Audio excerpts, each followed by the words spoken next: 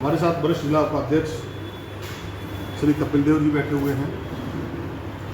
महासचिव संगठन के पदाधिकारी राम बाबू जी बैठे हुए हैं, अन्य और लोग भी बैठे हुए हैं। उपस्थिति में कुछ बिंदु हैं।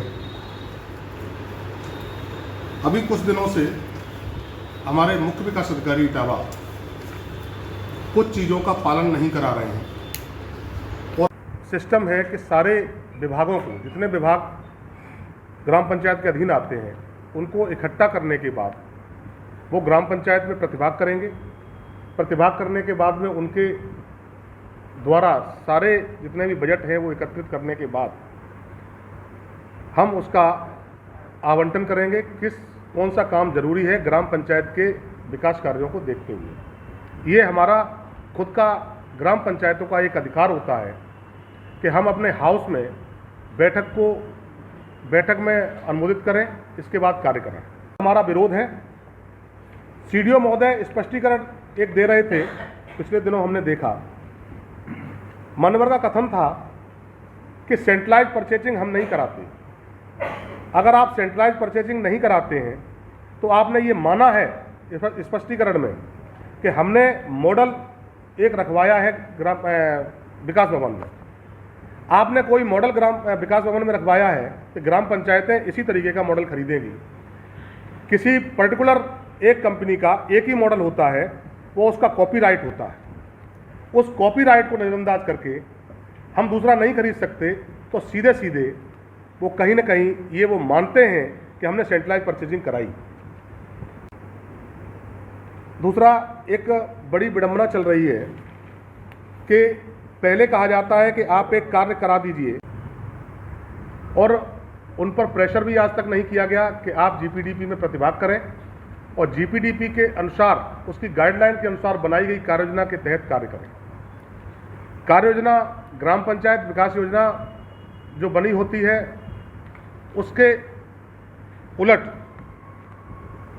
हमारे मुख्य विकास अधिकारी महोदय चले जाते हैं और अपना कॉन्सेप्ट एक नया लेके आते हैं कि पार्क बनना है, फलां पंचायत में गौशाला का निर्माण होना है, फलां पंचायत में जिम का निर्माण होना है।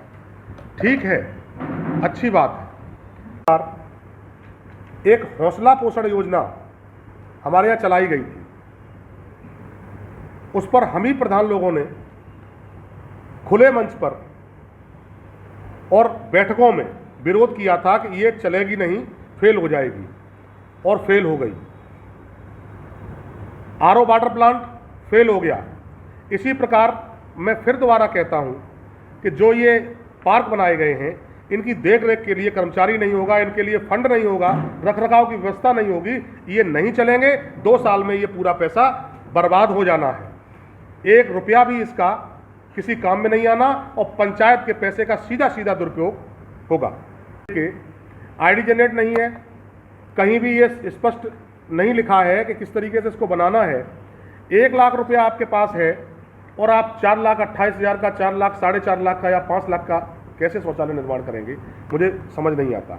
जबकि व्यवस्था ये है कि जितना फंड एलोकेटेड होगा उसके सापेक्ष ही हमको काम करना चाहिए, उससे ज़्यादा काम हम कैसे कर पाएंगे।